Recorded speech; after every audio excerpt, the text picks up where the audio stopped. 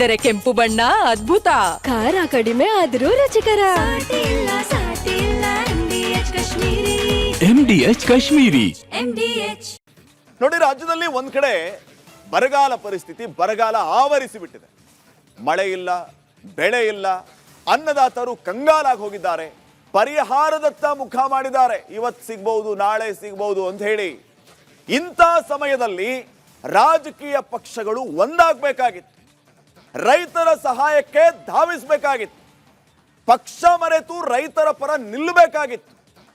ಬರಗಾಲ ಘೋಷಣೆ ಮಾಡಿ ಅನ್ನದಾತರಿಗೆ ಪರಿಹಾರ ಕೊಡಿಸುವಂತ ಕೆಲಸವನ್ನ ಸರ್ಕಾರ ಮಾಡಬೇಕಾಗಿತ್ತು. ಆದ್ರೆ ಆಡಳಿತ ಪಕ್ಷ ಹಾಗೂ ಪ್ರತಿಪಕ್ಷಗಳು ಮಾಡ್ತಾ ಇರೋದೇ ಬೇರೆ. ಇವ್ರಿಗಿದೆಲ್ಲ ಬೇಕಾಗೇ ಇಲ್ಲ. ರಾಜ್ಯದಲ್ಲಿ ಬರಗಾಲ ಘೋಷಣೆ ನಿರ್ಧಾರಕ್ಕೂ ಈಗ ಬರ ಆವರಿಸ್ಬಿಟ್ಟಿದೆ. ಇವರು ಬರೀ ರಾಜಕೀಯದಲ್ಲಿ ಮುಳುಗೋಗಿದ್ದಾರೆ. ತಮ್ಮ ಕುರ್ಚಿಯನ್ನ ಗಟ್ಟಿ ಮಾಡ್ಕೊಳ್ಳೋದಕ್ಕೆ ಓಡಾಡ್ತಾ ಇದ್ದಾರೆ. ಇಲ್ಲಿವರೆಗೂ ವೀಕ್ಷಕರೇ, ಬರಗಾಲ ಬರಗಾಲ ಬರಗಾಲ ಅಂತ ಎಷ್ಟು ಸಾರಿ ಎಚ್ಚರಿಸುವಂತ ಕೆಲಸ ಆಗಿದೆ. ಬರ್ತಿದೆ ಬರಗಾಲ ಅಂತ, ಬಂದ್ಬಿಡ್ತು ಬರಗಾಲ ಅಂತ, ಬರಗಾಲ ಅಂತ ಘೋಷಣೆ ಮಾಡಿ ಅಂತ. ಆದ್ರೆ ಸರ್ಕಾರ ಮಾತ್ರ ಇದು ಯಾವುದಕ್ಕೂ ತಲೆ ಕೆಡಿಸ್ಕೊಳ್ತಿಲ್ಲ. ಅಂತಂದ್ರೆ ನೀವು ಅಧಿಕಾರದಲ್ಲಿ ಇರೋದು ಯಾಕೆ? ರೈತರ ಹಿತ ನಿಮ್ಗೆ ಬೇಕಾಗಿಲ್ಲ ಅಂತಂದ್ರೆ ಯಾವ ಪುರುಷಾರ್ಥಕ್ಕೆ ನೀವು ಆಡಳಿತ ಮಾಡ್ತಾ ಇದ್ದೀರಿ? ಇವೆಲ್ಲವೂ ಪ್ರಶ್ನೆಗಳಾಗ್ತಾ ಇದೆ. ಈ ವರದಿಯನ್ನು ನೋಡ್ಕೊಂಡ್ಬಂದು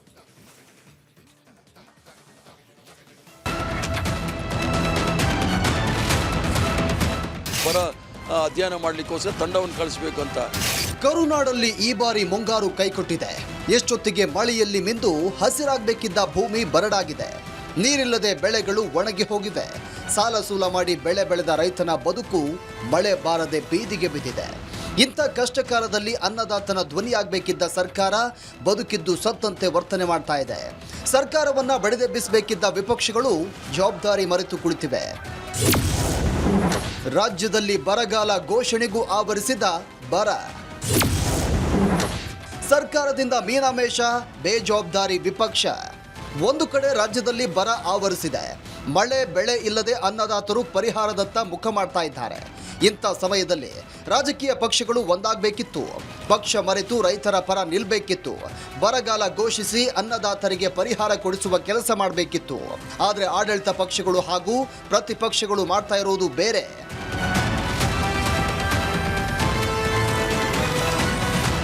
ಮುಂಗಾರು ಅಧಿವೇಶನ ಶುರುವಾಗಿ 10 ದಿನಗಳೇ ಕಳೆದಿದೆ. ಆದರೆ ದುರಂತ ನೋಡಿ, ಒಂದೇ ಒಂದು ದಿನವೂ ಅಧಿವೇಶನದಲ್ಲಿ ಬರದ ಚರ್ಚೆ ಆಗಿಲ್ಲ. ರಾಜಕೀಯ ಮೇಲಾಟಕ್ಕೆ ಬರದ ಚರ್ಚೆಗೂ ಬರ ಆವರಿಸಿಬಿಟ್ಟಿದೆ. ಇದುವರೆಗೂ ಸರ್ಕಾರ ಬರಗಾಲ ಘೋಷಣೆ ಬಗ್ಗೆ ಚರ್ಚೆಗೆ ಮುಂದಾಗಿಲ್ಲ. ನಾಗೇಂದ್ರ ರಾಜೀನಾಮೆಗೆ ಪಟ್ಟು ಹಿಡಿದಿರೋ ಪ್ರತಿಪಕ್ಷಗಳು ಸದನದಲ್ಲಿ ಬರದ ಚರ್ಚೆ ಆಗೋಕ್ಕೂ ಬಿಡ್ತಾ ಇಲ್ಲ.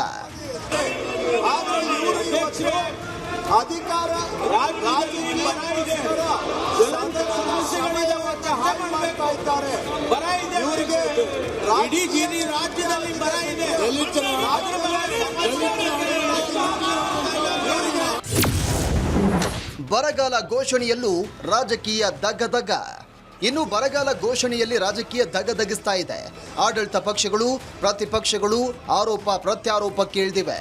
10,000 ಕೋಟಿ ಪರಿಹಾರವನ್ನು ಕೊಡಬೇಕು ಮತ್ತು ಬರ ಅಧ್ಯಯನ ಮಾಡಲಿಕ್ಕೋಸ್ಕರ ತಂಡವನ್ನು ಕಳಿಸಬೇಕು ಅಂತ. ಎರಡೂ ಆಗಿಲ್ಲ. ಈ ನಾವೇನಾದರೂ ಇಲ್ಲಿ ಬರ ಪರಿಹಾರದ ವಿಚಾರದಲ್ಲಿ ಚರ್ಚೆ ಮಾಡಿದ್ರೆ ಕೇಂದ್ರ ಸರ್ಕಾರದವರು ಹಣ ಬಿಡುಗಡೆ ಮಾಡಬೇಕಾಗುತ್ತೆ. ಅವರು ಹುಂಡಿ ಕಳ್ತನದಲ್ಲೇ ಭಾಳ ಬ್ಯುಸಿಯಾಗಿದ್ದಾರೆ ವಿನಃ ಬರ ಪರಿಹಾರ, ಕುಡಿಯೋ ನೀರು, ಜಾನುವಾರುಗಳಿಗೆ ಮೇವು, ನೀರಿನ ಬಗ್ಗೆ ಯೋಚನೆ ಮಾಡೋ ಪರಿಸ್ಥಿತಿನಲ್ಲಿಲ್ಲ. ನಾವೇನು ಮಾಡೋಣ, ಅವಕಾಶ ಕೊಡ್ತಾ ಇಲ್ಲ. ವಿರೋಧ ಪಕ್ಷದವ್ರು ಅವಕಾಶ ಕೊಡ್ತಾ ಇಲ್ಲ. ಅವ್ರಿಗೆ ನಮ್ಮ ಪಾತ್ರ ಏನಿಲ್ಲ ಅದ್ರಾಗ.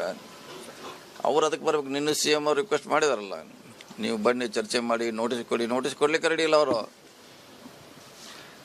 ನೋಟಿಸ್ ಕೊಟ್ಟರೆ ಚರ್ಚೆ ಆಗುತ್ತೆ. ಒಂದು ಕಡೆಯಿಂದ ಕೆಲವು ಪ್ರದೇಶದಲ್ಲಿ ಬರ ಇರ್ತದೆ, ಕೆಲವು ಪ್ರದೇಶಗಳಲ್ಲಿ ಅತಿವೃಷ್ಟಿ ಇರ್ತದೆ. ಇವತ್ತು ಕುಡಿಯುವ ನೀರು, ಕೆಲವು ಕಡೆ ಇವತ್ತು ಜನ ತೊಂದರೆ ಮತ್ತು ಇಂದು ಎಲ್ಲ ಯೋಜನೆ ಬಗ್ಗೆ ಚರ್ಚೆ ಮಾಡಿ ಜನೋಪಕಾರವಾಗಿ ಮತ್ತು ಜನರಿಗೆ ಪ್ರಯೋಜನ ಆಗುವಂತಹ ಚರ್ಚೆಗಳು ಮತ್ತು ಅದಕ್ಕೆ ಪರಿಹಾರ ಕಂಡುಕೊಳ್ಳುವಂತಹ ಒಂದು ಅಧಿವೇಶನವನ್ನು ಸಂಪೂರ್ಣವಾಗಿ ಇಷ್ಟು ದಿವಸ ಇವತ್ತು ವ್ಯರ್ಥ ಮಾಡಿರೋದು ಕರ್ನಾಟಕದ ಜನತೆ ಪ್ರತಿಪಕ್ಷ ಮತ್ತು BJPಯವರನ್ನು ಖಂಡಿತವಾಗಿ ಕ್ಷಮಿಸುವುದಿಲ್ಲ ಅಂತ. ಬರಗಾಲದ್ದು ಸಾಕಷ್ಟು ರಿಪೋರ್ಟ್ ಎಲ್ಲ ಬಂದಿದೆ. ರೆವಿನ್ಯೂ ಇಲಾಖೆ ವರ್ಕೌಟ್ ಮಾಡ್ತಾ ಇದ್ದಾರೆ. ಸಬ್ ಕಮಿಟಿನಲ್ಲಿ ಬಂದು ಅಲ್ಲಿಂದ ಸೆಂಟ್ರಲ್ ಗೌರ್ಮೆಂಟಿಗೆ ಕಳಿಸ್ತೀವಿ. ಇನ್ನು ಸ್ವಲ್ಪ ಅಂದರೆ ಕೇಂದ್ರಕ್ಕೆ ಕಳಿಸುವಂಥ ಪ್ರಕ್ರಿಯೆಗಳು ಸ್ವಲ್ಪ ತಡವಾಗೋದಲ್ಲ, ಅವರು ಸೆಪ್ಟೆಂಬರ್ಗೆ ಎಂಡ್ ಮಾಡಲ್ಲ ನೋಡಿ, ಇಷ್ಟಿದ್ರೆ ಸಾಕು, ಅದೇ ರೀಸನ್ನು. ಅದೆಲ್ಲ ನೋಡಿ ಮಾಡ್ತಾ ಇದ್ದೀವಿ. ಇದು ಆಡಳಿತ ಪಕ್ಷದ ವಾದವಾದ್ರೆ ಪ್ರತಿಪಕ್ಷಗಳು ಹೇಳೋದೇ ಬೇರೆ. ನಮಗೆ ಬರದ ಬಗ್ಗೆ ಚರ್ಚೆ ಮಾಡೋಕ್ಕೆ ಅವಕಾಶ ಕೊಡಲಿಲ್ಲ, ನೈಸ್ ಬಗ್ಗೆ ಚರ್ಚೆ ಮಾಡೋಕ್ಕೆ ಅವಕಾಶ ಕೊಡಲಿಲ್ಲ. ಒಬ್ಬ ನಾಗೇಂದ್ರನಿಗೋಸ್ಕರ ಇಡೀ ಸದನನ ಸ್ಟಾಲ್ ಆಗ್ತಾ ಇರೋವಂಥದ್ದು ಕಾಂಗ್ರೆಸ್ ಪಾರ್ಟಿಗೆ ಒಂದು ರೀತಿ ಅವಮಾನ. ಇವತ್ತು ರಾಜ್ಯದಲ್ಲಿ ಬರಗಾಲ, ರೈತರು ಬೆಳೆ ಹಾಕಿಲ್ಲ, ಹಲವಾರು ಭಾಗದಲ್ಲಿ ಆತ್ಮಹತ್ಯೆಗಳು ನಡೀತಾ ಇದೆ. ಇದೆಲ್ಲ ಡೈವರ್ಷನ್ ಆಗ್ತಾ ಇದೆ ನನ್ನ ಅಭಿಪ್ರಾಯದಲ್ಲಿ. ಇವತ್ತು ಏನು ವಿಷಯಗಳ ಚರ್ಚೆ ಆಗಬೇಕಾಗಿತ್ತು, ಆ ಚರ್ಚೆಗಳಿಗೆ ಯಾವುದೇ ರೀತಿಯಲ್ಲಿ ಅಲ್ಲಿ ಅವಕಾಶಗಳು ಬರಬಾರ್ದು ಅಂತಲೇ ಏನಾದರೂ ಇದು ಹೀಗೆ ನಡ್ಕೊಂಡು ಹೋಗ್ಲಿ ಅಂತ ಸರ್ಕಾರವು ತೀರ್ಮಾನ ಮಾಡ್ಕೊಂಡೆ ಮೊಂಡತನ ಮಾಡ್ತಾ ಇದ್ದಾರೆ ಅನ್ನೋದು ನನ್ನ ಅಭಿಪ್ರಾಯ. ಸಂಪುಟ ಸಭೆಯಲ್ಲೂ ಬರದ ಚರ್ಚೆ ಮಾಯ. ಕೇವಲ ಪ್ರಸ್ತಾಪ, ವರದಿ ಸಲ್ಲಿಕೆಗೆ ನಿರ್ಧಾರ. ಅಧಿವೇಶನದಲ್ಲಂತೂ ಈವರೆಗೂ ಬರದ ಚರ್ಚೆ ಆಗಿಲ್ಲ. ಕಡೆ ಪಕ್ಷ ನಿನ್ನೆ ನಡೆದಂತ ಸಚಿವ ಸಂಪುಟ ಸಭೆಯಲ್ಲಾದರೂ ಬರಗಾಲ ಘೋಷಣೆ ಬಗ್ಗೆ ಚರ್ಚೆ ಆಗಬೇಕಿತ್ತು. ಆದರೆ ಕ್ಯಾಬಿನೆಟ್ನಲ್ಲಿ ಬರಗಾಲ ಸಂಬಂಧ ಕೇವಲ ಕಾಟಾಚಾರಕ್ಕೆ ಪ್ರಸ್ತಾಪವಷ್ಟೇ ಆಗಿದೆ. ಸಚಿವರು ಸಹ ತಮ್ಮ ಜಿಲ್ಲೆಗಳಿಗೆ ತೆರಳಿ ನಡೆಸಿದ್ದ ಸಮೀಕ್ಷೆ ಅಹವಾಲು ವರದಿಯನ್ನ ಕಂದಾಯ ಸಚಿವರಾದ ಡಾಕ್ಟರ್ ಜಿ ಪರಮೇಶ್ವರ್ಗೆ ಸಲ್ಲಿಸಿದ್ದಾರೆ ಎನ್ನಲಾಗಿದೆ. ಸಿಎಂ DK ಶಿವಕುಮಾರ್ ಸಹ ಕೇಂದ್ರಕ್ಕೆ ಬರದ ವರದಿ ಕಳಿಸುವ ಸಂಬಂಧ ಸಿದ್ಧತೆ ಮಾಡಿಕೊಳ್ಳಲು ಸೂಚನೆ ಕೊಟ್ಟಿದ್ದಾರಂತೆ. ಬರಗಾಲದ್ದು ಸಾಕಷ್ಟು ರಿಪೋರ್ಟ್ ಎಲ್ಲ ಬಂದಿದೆ. ರೆವಿನ್ಯೂ ಇಲಾಖೆ ವರ್ಕೌಟ್ ಮಾಡ್ತಾ ಇದ್ದಾರೆ. ಸಬ್ ಕಮಿಟಿನಲ್ಲಿ ಬಂದು ಅಲ್ಲಿಂದ ಸೆಂಟ್ರಲ್ ಗೌರ್ಮೆಂಟಿಗೆ ಕಳಿಸ್ತೀವಿ. ಎಲ್ಲ ನೋಡಿ, ಇಷ್ಟಿದ್ರೆ ಸಾಕು, ಅದೇ ರೀಸನ್ನು.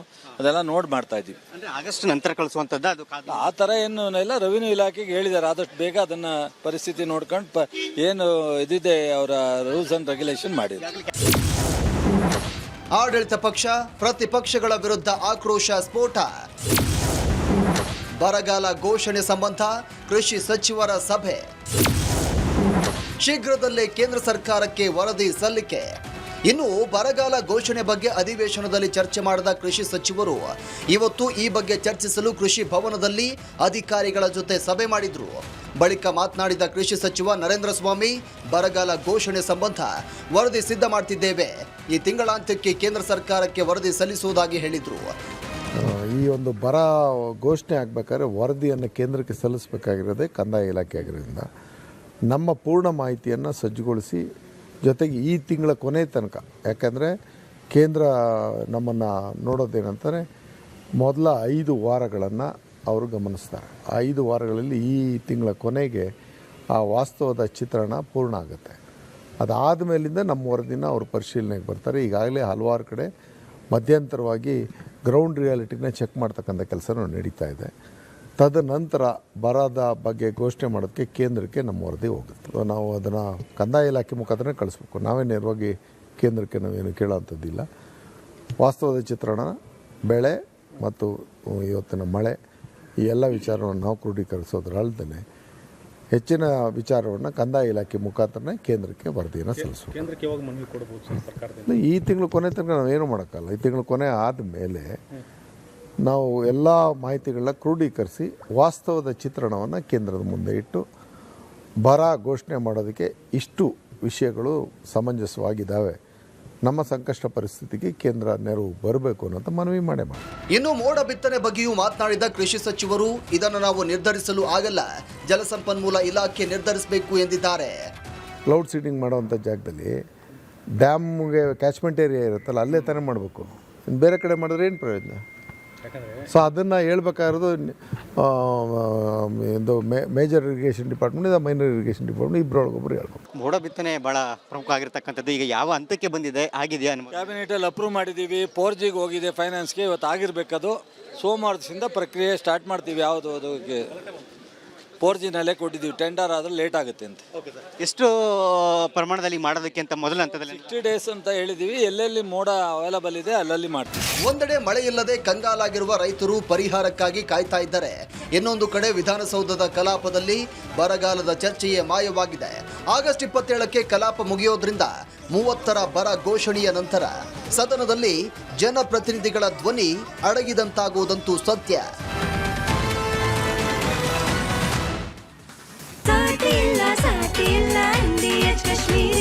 ಅರೆ ಕಡಿಮೆ ಹಾಕು ಆದ್ರೆ ಅಸಲಿ ಹಾಕು. MDH ಕಾಶ್ಮೀರಿ ಕೆಂಪು ಮೆಣಸಿನ ಪೌಡರ್.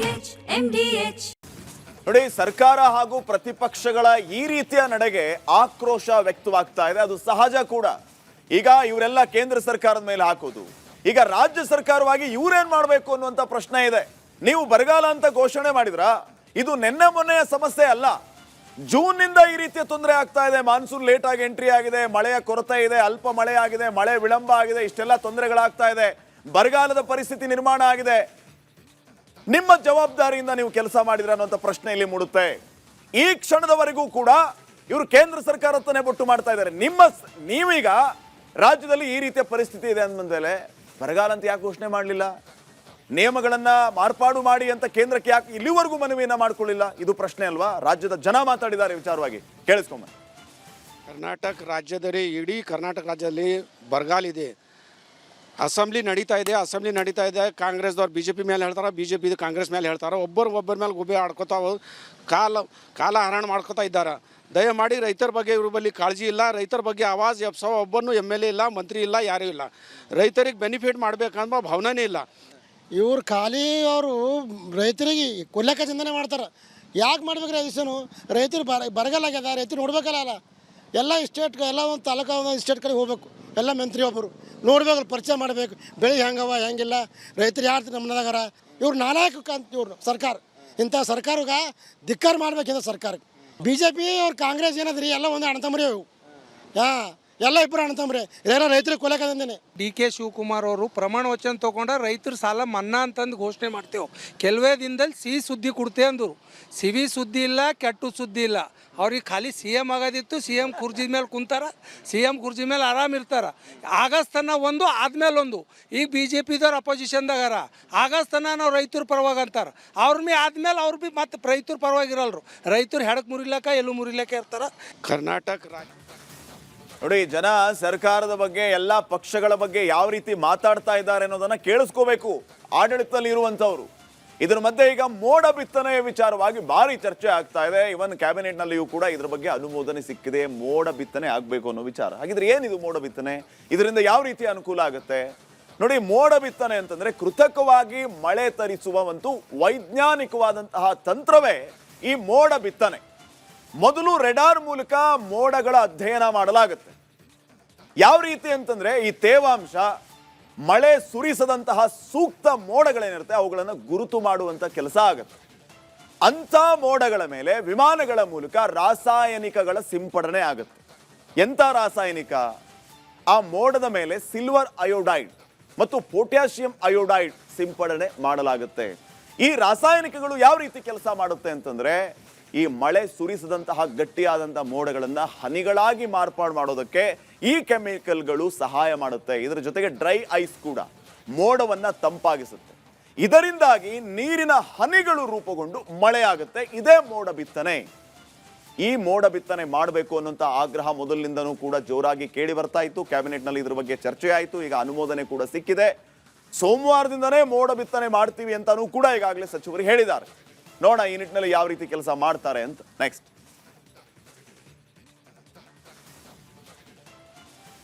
ಇನ್ನ KPSC ವಿಚಾರ.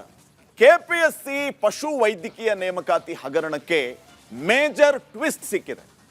KPSC ಅಧ್ಯಕ್ಷ ಶಿವಶಂಕರಪ್ಪ ಮನೆ ಮೇಲೆ ED ದಾಂಗುಡಿ ಇಡ್ತಾ ಇದ್ದಂತೆ ಇದಕ್ಕೆ ಸಂಬಂಧಪಟ್ಟಂತ ಅಧಿಕಾರಿಯೊಬ್ರು ನಾಪತ್ತೆ ಆಗ್ಬಿಟ್ರು. ಎಲ್ಲಿ ಹೋದ್ರು, ಏನು ಕತೆ, ಯಾಕೆ ನಾಪತ್ತೆ ಆದ್ರು, ಹೆಂಗ್ ನಾಪತ್ತೆ ಆದ್ರು, ನಿಗಾ ವಹಿಸುವಂತ ಕೆಲಸ ಆಗ್ಲಿಲ್ವಾ, ಅಷ್ಟಕ್ಕೂ ಇವ್ರು ಯಾಕೆ ನಾಪತ್ತೆ ಆದ್ರು, ಹೀಗೆ ಹತ್ತೋಲು ಪ್ರಶ್ನೆಗಳು ಜನರಲ್ಲಿ. ಈ ಬಗ್ಗೆ ಒಂದು ರಿಪೋರ್ಟ್ ಇದೆ, ನೋಡ್ಕೊಂಡು.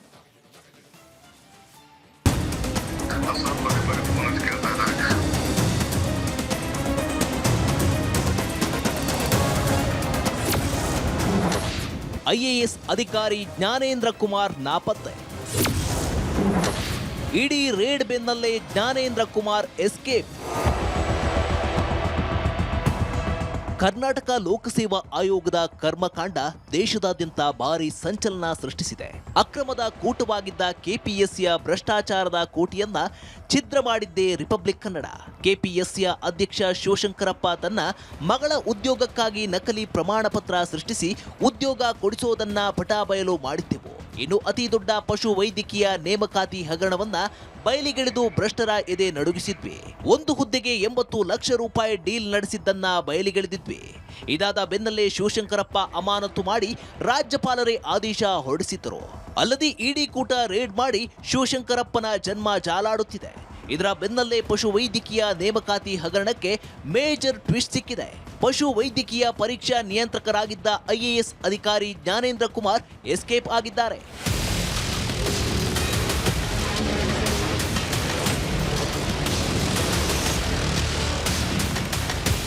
ಬೆಂಗಳೂರಲ್ಲಿ IAS ಅಧಿಕಾರಿ ಜ್ಞಾನೇಂದ್ರ ಕುಮಾರ್ ಗಂಗ್ವಾರ್ ದಿಢೀರ್ ನಾಪತ್ತೆಯಾಗಿದ್ದಾರೆ. ಪಶು ವೈದ್ಯಕೀಯ ಪರೀಕ್ಷಾ ಉಸ್ತುವಾರಿಯಾಗಿದ್ದ ಜ್ಞಾನೇಂದ್ರ ಜಾರಿ ನಿರ್ದೇಶನಾಲಯ ಅಧಿಕಾರಿಗಳ ದಾಳಿ ಬೆನ್ನಲ್ಲೇ ಕಣ್ಮರೆಯಾಗಿದ್ದು ಭಾರಿ ಅನುಮಾನಕ್ಕೆ ಎಡೆಮಾಡಿಕೊಟ್ಟಿದೆ.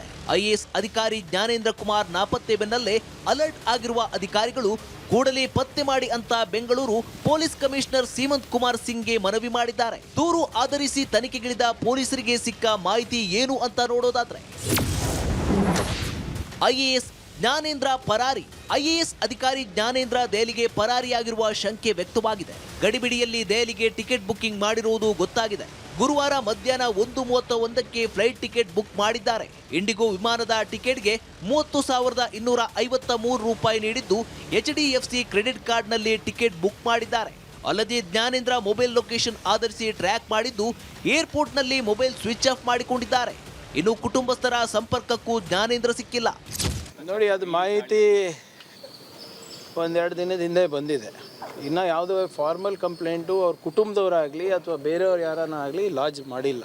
ಸಂಪರ್ಕಕ್ಕೂ ಸಿಗ್ತಾ ಇಲ್ಲ ಅವರು. ಆ್ಯಸ್ ಆಫ್ ನಾವು ನಮ್ಗೆ ಮಾಹಿತಿ ಏನಿರೋದು, ಲಾಸ್ಟ್ ಅವರು ಏರ್ಪೋರ್ಟಲ್ಲಿ ಕಂಡು ಬಂದರು ಅಂತ, ನಮ್ಮ ಕೆಂಪೇಗೌಡ ಇಂಟರ್ನ್ಯಾಷನಲ್ ಏರ್ಪೋರ್ಟ್ನಲ್ಲಿ. ಸೊ ಅಲ್ಲಿನೂ ಕೂಡ ನಮಗೆ ಕೆಲವು ಮಾಹಿತಿ ಲಭ್ಯ ಆಗಿದೆ. ಮುಂದಿನ ದಿಕ್ಕು ಹೇಗೆ, ಮುಂದಿನ ದಿಕ್ಕನ್ನ ನಾವು ಹೇಗೆ ನೋಡ್ಕೋಬೇಕು ಅಂದ್ಬಿಟ್ಟು ನೋಡ್ತೀವಿ. ಅದನ್ನು ವಿ ಆರ್ ಸ್ಟಿಲ್ ಇನ್ವೆಸ್ಟಿಗೇಟಿಂಗ್. ಪಶು ವೈದ್ಯಕೀಯ ನೇಮಕಾತಿಯಲ್ಲಾದ ಹಗರಣದ ಬಗ್ಗೆ ತನಿಖೆ ನಡೆಸಿರುವ ಹೊತ್ತಲ್ಲೇ IAS ಅಧಿಕಾರಿ ಜ್ಞಾನೇಂದ್ರ ನಾಪತ್ತೆಯಾಗಿರೋದು ಹಲವು ಅನುಮಾನಕ್ಕೆ ಕಾರಣವಾಗಿದೆ. ಸದ್ಯ ಪೊಲೀಸರು ತೀವ್ರ ಶೋಧ ಕಾರ್ಯ ನಡೆಸುತ್ತಿದ್ದಾರೆ. ತಮ್ಮ IAS ಅಧಿಕಾರಿಯನ್ನೇ ತಾವೇ ಹುಡುಕುವಂತಾಗಿದೆ.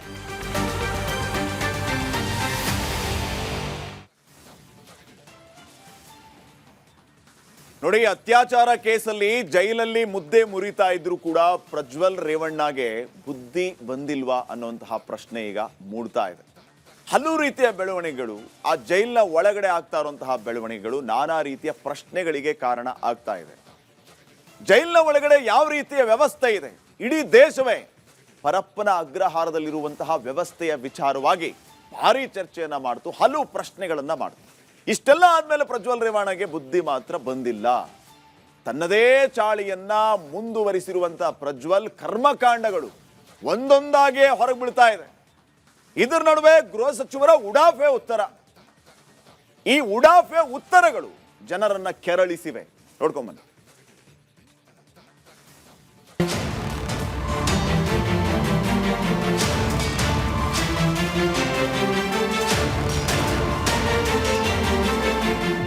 ಪರಪ್ಪನ ಅಗ್ರಹಾರ ಅಪರಾಧಿಗಳಿಗೆ ಪಂಚತಾರ ಹೋಟೆಲ್ ಆಗಿ ಬದಲಾಗಿದೆ. ಮಾಡಬಾರದ ಕೆಲಸ ಮಾಡಿ ಜೈಲು ಸೇರಿದ ಕೈದಿಗಳಿಗೆ ಬೆಂಗಳೂರು ಸೆಂಟ್ರಲ್ ಜೈಲ್ ರೆಸಾರ್ಟ್ ಆಗಿಬಿಟ್ಟಿದೆ. ಕಳ್ಳರು, ದಂಧೆಕೋರರು, ಅತ್ಯಾಚಾರಿಗಳಿಗೆ ಪೊಲೀಸರೇ ರಾಜಾತಿಥ್ಯ ನೀಡ್ತಿದ್ದಾರೆ. ಪ್ರಜ್ವಲ್ ರೇವಣ್ಣನ ಮತ್ತಷ್ಟು ಕರ್ಮಕಾಂಡಗಳು ಈಗ ಬಟಾಬಯಲಾಗಿವೆ. ಪ್ರಜ್ವಲ್ ಮೊಬೈಲ್ ಬೆನ್ನಟ್ಟಿದ್ದ ಕಾಕಿಗೆ ಶಾಕ್. ತಂದೆ ತಾಯಿ ಫ್ರೆಂಡ್ಸ್ ಜೊತೆ ಪ್ರಜ್ವಲ್ ಸಂಪರ್ಕ. ಅತ್ಯಾಚಾರ ಪ್ರಕರಣದಲ್ಲಿ ಜೀವಾವಧಿ ಶಿಕ್ಷೆಗೆ ಗುರಿಯಾಗಿ ಪರಪ್ಪನ ಅಗ್ರಹಾರ ಜೈಲು ಸೇರಿರುವ ಮಾಜಿ ಸಂಸದ ಪ್ರಜ್ವಲ್ ರೇವಣ್ಣ ತನ್ನ ಚಾಳಿ ಮಾತ್ರ ಬಿಡ್ತಿಲ್ಲ. ಮಾಡಬಾರದ ಕೆಲಸ ಮಾಡಿ ಜೈಲು ಸೇರಿದ್ರು ಹಾಸನದ ಮಾಜಿ ಸಂಸದ ಬುದ್ಧಿ ಕಲಿಯೋ ಹಾಗೆ ಕಾಣ್ತಿಲ್ಲ. ಇತ್ತೀಚೆಗೆ ಪ್ರಜ್ವಲ್ ಹೈ ಸೆಕ್ಯೂರಿಟಿ ಬ್ಯಾರಕ್ನಲ್ಲಿ ಮೊಬೈಲ್ ಬಳಸುತ್ತಿದ್ದ ಆರೋಪದ ಮೇಲೆ ಸಿಸಿಬಿ ಅಧಿಕಾರಿಗಳು ದಾಳಿ ನಡೆಸಿದ್ದರು. ದಾಳಿಯಲ್ಲಿ Android mobile, charger, pen drive ಹಾಗೂ ನೋಟ್ಬುಕ್ ಸೇರಿದಂತೆ ಹಲವು ವಸ್ತುಗಳು ಪತ್ತೆಯಾಗಿದ್ದವು. ಮೊಬೈಲ್ ಜಾಲಾಡಿದಾಗ ಅದೇ ಅಶ್ಲೀಲ ಫೋಟೋ, ವಿಡಿಯೋಗಳು ಪತ್ತೆಯಾಗಿದ್ವು. ಇದೀಗ ತನಿಖೆ ಆಳಕ್ಕಿಳಿದ ಮತ್ತಷ್ಟು ರೋಚಕ ಮಾಹಿತಿ ಹೊರಬಿದ್ದಿದೆ. ಜೈಲಿನಲ್ಲಿದ್ದ ಪ್ರಜ್ವಲ್ ರೇವಣ್ಣಗೆ ಮೊಬೈಲ್ ಕೊಟ್ಟಿದ್ದವನನ್ನ ಪೊಲೀಸರು ಹೆಡೆಮುರಿ ಕಟ್ಟಿದ್ದಾರೆ. ಪರಪ್ಪನ ಅಗ್ರಹಾರದಲ್ಲಿದ್ದುಕೊಂಡೇ ಪ್ರಜ್ವಲ್ ರೇವಣ್ಣ ತನ್ನ ತಂದೆ ರೇವಣ್ಣ, ತಾಯಿ ಭವಾನಿ ಹಾಗೂ ಸ್ನೇಹಿತರ ಜೊತೆ ಮಾತನಾಡಿರೋದು ತನಿಖೆಯಲ್ಲಿ ಬಹಿರಂಗವಾಗಿದೆ.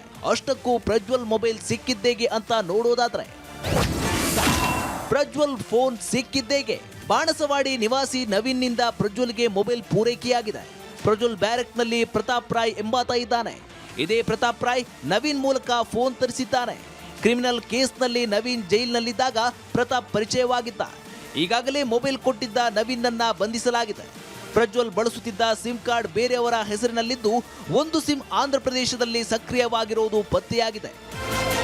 ಡಿಐಜಿ ಜೀನೇಂದ್ರ ಗಣಗಾವಿ ನೇತೃತ್ವದಲ್ಲಿ ಪ್ರಕರಣದ ತನಿಖೆ ಚುರುಕುಗೊಂಡಿದ್ದು, ಈ ಪ್ರಕರಣದಲ್ಲಿ ಜೈಲಿನ ಅಧಿಕಾರಿಗಳು ಮತ್ತು ಸಿಬ್ಬಂದಿಗೂ ಸಂಕಷ್ಟ ಎದುರಾಗುವ ಸಾಧ್ಯತೆ ಇದೆ. ಹೈ ಸೆಕ್ಯೂರಿಟಿ ಬ್ಯಾರಕ್ನಲ್ಲಿ ಮೊಬೈಲ್ ಪೂರೈಕೆಯಾಗಿದ್ದು ಹೇಗೆ ಎಂಬ ಬಗ್ಗೆ ತನಿಖೆ ಮುಂದುವರಿದಿದೆ. ನೋಡಿ, ಆಪರೇಷನ್ ಶುದ್ಧಿ ಅಂದ್ಬಿಟ್ಟು ನಾವು ಈಗ ಪ್ರಾರಂಭ ಮಾಡ್ತಾ ಇದ್ದೇವೆ. 20 ಕೋಟಿಗೆ ನಾವು ಇನ್ನು ತಂತ್ರಾಂಶವನ್ನು ಬಳಕೆ ಮಾಡಬೇಕಂತ ಹೋದ ಬಾರಿ ಕೂಡ ನಾವು ಪರಪ್ಪ ಅಗ್ರಹಾರ ರೇಡ್ ಮಾಡಿದಾಗ ನೀವೆಲ್ಲ ಕೇಳಿದ್ರಿ ಯಾಕಾಯಿತು ಏನಾಯಿತು ಅಂತ. ಸೊ ಅವಾಗ ನಾನು ನಿಮ್ಗೆ ಹೇಳಿದ್ದೆ, ಒಂದು ಡಿಜಿಟಲ್ ಇನ್ಫ್ರಾಸ್ಟ್ರಕ್ಚರ್ ಆಡಿಟನ್ನು ನಾವು ಮಾಡಿಸ್ತಾ ಇದ್ದೀವಿ ಅಂತ. ಗೃಹ ಸಚಿವರೇನು ಪರಪ್ಪನ ಅಗ್ರಹಾರವನ್ನ ಶುದ್ಧಿ ಮಾಡ್ತೀವಿ ಅಂತಿದ್ದಾರೆ. ಆದರೆ ಬಗೆದಷ್ಟು ಬೆಂಗಳೂರು ಸೆಂಟ್ರಲ್ ಜೈಲಿನ ಕರ್ಮಕಾಂಡ ಬಯಲಾಗ್ತಾನೇ ಇದೆ. ಸರ್ಕಾರ ಏನ್ ಮಾಡ್ತಿದೆ ಅಂತ ಜನ ಮಾತಾಡೋ ಹಾಗಾಗಿದೆ.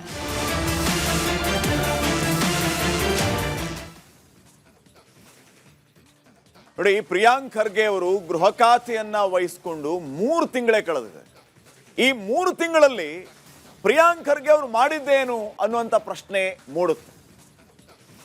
3 ತಿಂಗಳಾಗಿ ಗೃಹ ಖಾತೆಯನ್ನ ವಹಿಸಿಕೊಂಡು ಇದರ ಮಧ್ಯೆ ಇವರು ಕೊಡುವಂಥ ಉಡಾಫೆಯ ಉತ್ತರಗಳು, ಬೇಜವಾಬ್ದಾರಿ ಹೇಳಿಕೆಗಳು ಜನರ ಆಕ್ರೋಶಕ್ಕೆ ಕಾರಣ ಆಗ್ತಾ ಇದೆ. ಇಷ್ಟೆಲ್ಲ ಮಾತಾಡ್ತಾರೆ ಖರ್ಗೆ ಅವರು. ಈಗ ಇತ್ತೀಚೆಗೆ ಆದಂತಹ ಬೆಳವಣಿಗೆಗಳ ಬಗ್ಗೆ ಇವರ ಉತ್ತರ ಏನು? ಉಗ್ರರನ್ನ ಸಪೋರ್ಟ್ ಮಾಡುವಂಥದ್ದು, ಪಾಕಿಸ್ತಾನದ ಗ್ಯಾಂಗ್ಸ್ಟರ್ಗಳ ಜೊತೆಗೆ ಲಿಂಕ್ ಅನ್ನ ಹೊಂದಿದ್ದಾರೆ. ಅವರು ಕಲಬುರಗಿಯಲ್ಲಿದ್ರು, ಮಾನ್ಯ ಖರ್ಗೆ ಅವರ ತವರು ಜಿಲ್ಲೆ. ಇದ್ರ ಬಗ್ಗೆ ಏನ್ ಮಾಡಿದ್ರಿ? ಇವರು ಆರಾಮಾಗಿ ರೂಮಲ್ಲಿ ಓಡಾಡಿಕೊಂಡು ಪಾಕಿಸ್ತಾನ ಜೊತೆ ಲಿಂಕ್ ಇಟ್ಕೊಂಡಿದ್ರು. ಇದು ಯಾವ್ದು ನಿಮ್ ಗಮನಕ್ಕೆ ಬರಲೇ ಇಲ್ಲ. ನಿಮ್ಮ ಇಂಟೆಲಿಜೆನ್ಸ್ ಏನ್ ಮಾಡ್ತಾ ಇದೆ? ಇದು ಪ್ರಶ್ನೆ. ಇನ್ನೊಂದು ಮುಖ್ಯವಾದ ಪ್ರಶ್ನೆ ಏನು ಗೊತ್ತಾ? ಈ ಫ್ರೀಡಂ ಪಾರ್ಕ್ ಅಲ್ಲಿ ಜೆನ್ಸಿಗಳು ಪ್ರತಿಭಟನೆ ಮಾಡಿದ್ರಲ್ಲ, ಬೆಂಗಳೂರು ಪೊಲೀಸ್ ಉಖಾಡ್ಲೋ ನಾಳೆ 1 ತಿಂಗಳಾಗ್ತಾ ಬಂತದು. ಬೆಂಗಳೂರು ರಾಜ್ಯದ ಪೊಲೀಸರ ಬಗ್ಗೆ ಇಡೀ ದೇಶದಲ್ಲಿ ಒಂದು ಗೌರವ ಇದೆ. ಇಡೀ ದೇಶದಲ್ಲಿ ಕರ್ನಾಟಕ ಪೊಲೀಸ್ ಅಂದ್ರೆ ಒಂದು ಗತ್ತು. ಆದರೆ ಎಲ್ಲಿಂದಾನೋ ಬಂದು ಫ್ರೀಡಂ ಪಾರ್ಕ್ ಅಲ್ಲಿ ಕೂತ್ಕೊಂಡು ಬೆಂಗಳೂರು ಪೊಲೀಸ್ ಉಖಾಡ್ಲೋ ಅಂತ ಪ್ಲೇ ಕಾರ್ಡ್ ಅನ್ನ ಹಿಡಿದವ್ರಿಗೆ ಏನ್ ಕ್ರಮ ತಗೊಂಡ್ರಿ? ಬೇರೆ ಎಲ್ಲ ಮಾತಾಡ್ತೀರಿ, ಆಯ್ತು ಮಾತಾಡಿ, ನಿಮ್ಗೆ ಅಧಿಕಾರ ಇದೆ, ನಿಮ್ಮ ವ್ಯಾಪ್ತಿಯಲ್ಲಿ ಏನೇನು ಮಾಡಬೇಕು, ಏನೇನು ಪ್ರಶ್ನೆ ಮಾಡಬೇಕು ಎಲ್ಲವನ್ನೂ ಮಾಡಿ.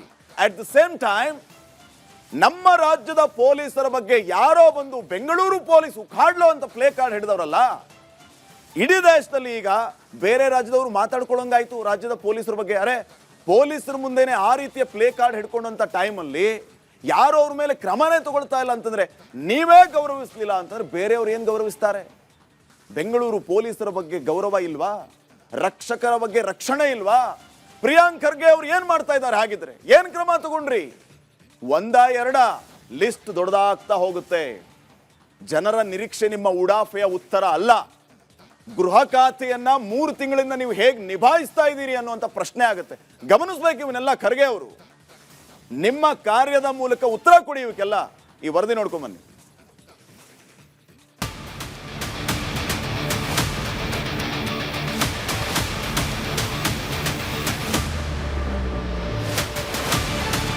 ಪ್ರಿಯಾಂಕ್ ಖರ್ಗೆ ಮಾತಿನ ಮಲ್ಲ, ಬಿಜೆಪಿ ವಿರುದ್ಧ ಸದಾ ಬೆಂಕಿ ಕಾರುವ ನಾಯಕ. ಇನ್ನು RSS ಅಂದರೆ ಆ ಜನ್ಮ ಶತ್ರುವಿನ ಹಾಗೆ ಶಾಕ್ ಕೊಡ್ತಲೇ ಇರ್ತಾರೆ. ಅಲ್ಲದೆ ತನ್ನದೇ ಆದ ವಾಕ್ ಚಾತುರ್ಯದಿಂದಲೇ ಕಾಂಗ್ರೆಸ್ ಹೈಕಮಾಂಡ್ ನಾಯಕರ ಮನಸ್ಸು ಕೂಡ ಗೆದ್ದಿದ್ದಾರೆ. ಇದರಿಂದ ಸಿದ್ದರಾಮಯ್ಯ ಸರ್ಕಾರದಲ್ಲಿ ಮಿನಿಸ್ಟರ್ ಆಗಿದ್ರು. ಇದೀಗ ಡಿಕೆಶಿ ಸರ್ಕಾರದಲ್ಲಿ ಪ್ರಬಲ ಖಾತೆಯನ್ನೇ ನೀಡಲಾಗಿದೆ. ರಾಜ್ಯದ ಕಾನೂನು ಸುವ್ಯವಸ್ಥೆ ಕಾಪಾಡುವ ಹೊಣೆಗಾರಿಕೆ ಇವರ ಮೇಲಿದೆ. ಆದರೆ ಪ್ರಿಯಾಂಕ್ ಖರ್ಗೆ ಇತ್ತೀಚಿನ ಮಾತುಗಳು ಜನರ ಆಕ್ರೋಶಕ್ಕೆ ಕಾರಣವಾಗಿವೆ. ಗೃಹ ಸಚಿವ ಪ್ರಿಯಾಂಕ್ ಖರ್ಗೆ ಉಲ್ಟಾ ಪಲ್ಟಾ ಮಾತು. ಒಂದೊಂದು ಪ್ರಕರಣದಲ್ಲಿ ಒಂದೊಂದು ರೀತಿ ಹೇಳಿಕೆ.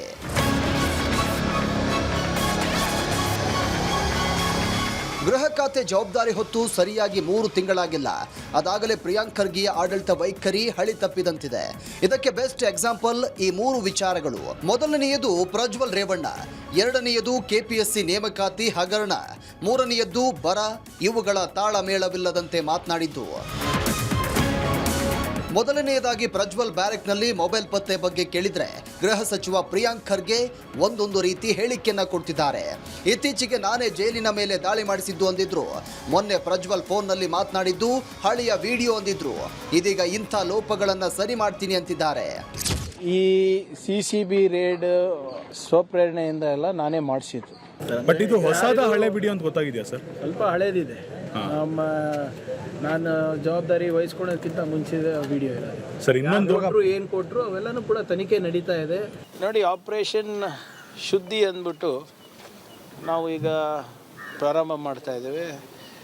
ಪ್ರಿಸನ್ ರಿಫಾರ್ಮ್ಸ್ ಜೊತೆ ಮತ್ತು ಪ್ರಿಸ್ನರ್ ರಿಫಾರ್ಮ್ ಜೊತೆ, ಅಂದರೆ ಕಾರ್ಯಗೃಹ ಮತ್ತು ಕೈದಿಗಳ ಸುಧಾರಣೆಗಳು ಕೂಡ ನಾವು ಮಾಡಬೇಕಾಗ್ತದೆ. ಸೊ ಇದಕ್ಕೆ ಒಂದು ಸಮರ್ಪಕವಾದಂಥ ಒಂದು ಯೋಜನೆಯನ್ನು ಹಾಕ್ಕೊಂಡಿದ್ದೇವೆ. ಇದೊಂದು ಕಡೆಯಾದರೆ ಇಡೀ ದೇಶಾದ್ಯಂತ ಕರ್ನಾಟಕ ಲೋಕಸಭಾ ಆಯೋಗದ ಹಗರಣಗಳು ಭಾರಿ ಸಂಚಲನ ಸೃಷ್ಟಿ ಮಾಡಿದೆ. ಅದರಲ್ಲೂ ಪಶುವೈದ್ಯಕೀಯ ನೇಮಕಾತಿ ಸ್ಕ್ಯಾಮ್ ಕುರಿತಂತೆ ಒಂದು ಹುದ್ದೆಗೆ 80 ಲಕ್ಷ ರೂಪಾಯಿ ಡೀಲ್ ಸಾವಿರಾರು ವಿದ್ಯಾರ್ಥಿಗಳ ಕನಸಿಗೆ ಕೊಳ್ಳಿ ಇಟ್ಟಿದೆ. ಇದರ ವಿಚಾರವಾಗಿ ಕೆಪಿಎಸ್ಸಿ ಅಧ್ಯಕ್ಷ ಶಿವಶಂಕರ ಸಾಹುಕಾರ್ಗೆ ಇಡಿ ಬಿಗ್ ಶಾಕ್ ಕೊಟ್ಟಿದೆ. ಇದೇ ವಿಚಾರವಾಗಿ IAS ಅಧಿಕಾರಿ ಜ್ಞಾನೇಂದ್ರ ನಾಪತ್ತೆಯಾಗಿದ್ದಾರೆ ಅನ್ನೋ ಸುದ್ದಿ ಹಲ್ಚಲ್ ಸೃಷ್ಟಿ ಮಾಡಿದೆ. ಈ ಬಗ್ಗೆ ಕೇಳಿದ್ರೆ ನಮಗೆ ಅವರು ಸಂಪರ್ಕಕ್ಕೆ ಸಿಗ್ತಿಲ್ಲ, ಮೊದಲು ಕಂಪ್ಲೇಂಟ್ ಆಗಲಿ ಅಂತ ಉಡಾಫೆ ಉತ್ತರ ಕೊಟ್ಟಿದ್ದಾರೆ. 2 ದಿನ ಊರಿಗೆ ಹೋಗಿದ್ದಾರೆ ಅಂತ ಸಬೂಬು ನೀಡಿದ್ದಾರೆ. 1-2 ದಿನದ ಹಿಂದೆ ಬಂದಿದೆ. ಇನ್ನು ಯಾವುದೇ ಫಾರ್ಮಲ್ ಕಂಪ್ಲೇಂಟು ಅವ್ರ ಕುಟುಂಬದವರಾಗಲಿ ಅಥವಾ ಬೇರೆಯವ್ರು ಯಾರನ್ನ ಆಗಲಿ ಲಾಡ್ಜ್ ಮಾಡಿಲ್ಲ. ಮತ್ತು ಇವತ್ತು ಕೂಡ ಬೆಳಗ್ಗೆಯಿಂದ ಮಾಧ್ಯಮದಲ್ಲಿ ಪ್ರಸಾರ ಆಗ್ತಾಯಿದೆ. ಎಲ್ಲ ಅವರ ಸಂಪರ್ಕ ಕಡಿತ ಆಗಿದೆ, ಸಂಪರ್ಕಕ್ಕೂ ಸಿಗ್ತಾ ಇಲ್ಲ ಅವರು. ಸೊ ಅದಕ್ಕೆ ಮುಂದೆ ಏನು ಮಾಡಬೇಕು ನೋಡೋಣ. ಅದು ಲೀವಿಗೆ ಅಪ್ಲಿಕೇಶನ್ ಹಾಕಿದೆ ಮತ್ತು ತಿಳಿಸೂ ಇದೆ. ಆದರೆ ಇಲ್ಲಿ ಸ್ವಲ್ಪ ಕುಟುಂಬದಲ್ಲಿ ಸ್ವಲ್ಪ ಸಮಸ್ಯೆ ಇರೋದರಿಂದ, ತಂದೆಯವರ ಆರೋಗ್ಯದಲ್ಲಿ ಏರ್ಪೇರು ಇರೋದರಿಂದ ಸರಿಯಾಗಿ ಕಮ್ಯುನಿಕೇಟ್ ಮಾಡೋಕ್ಕಾಗಿಲ್ಲ. ನಾಳೆ ನಾಡಿದ್ರಲ್ಲಿ ಬರ್ತೀನಿ, ಮತ್ತೊಮ್ಮೆ ಸರಿಯಾದ ರೀತಿಯಲ್ಲಿ ಕಮ್ಯುನಿಕೇಟ್ ಮಾಡಿ 1 ವಾರ ಲೀವ್ ಬೇಕಾಗಿದೆ ನನಗೆ ಅಂತ ಕೇಳ್ಕೊಂಡಿದ್ದಾರೆ. ಇನ್ನು ಬರದ ಬಗ್ಗೆಯೂ ಪ್ರಿಯಾಂಕ್ ಖರ್ಗೆ ಸಾಹೇಬರದ್ದು ಮತ್ತದೇ ಉಲ್ಟಾ ಪಲ್ಟಾ ಮಾತು.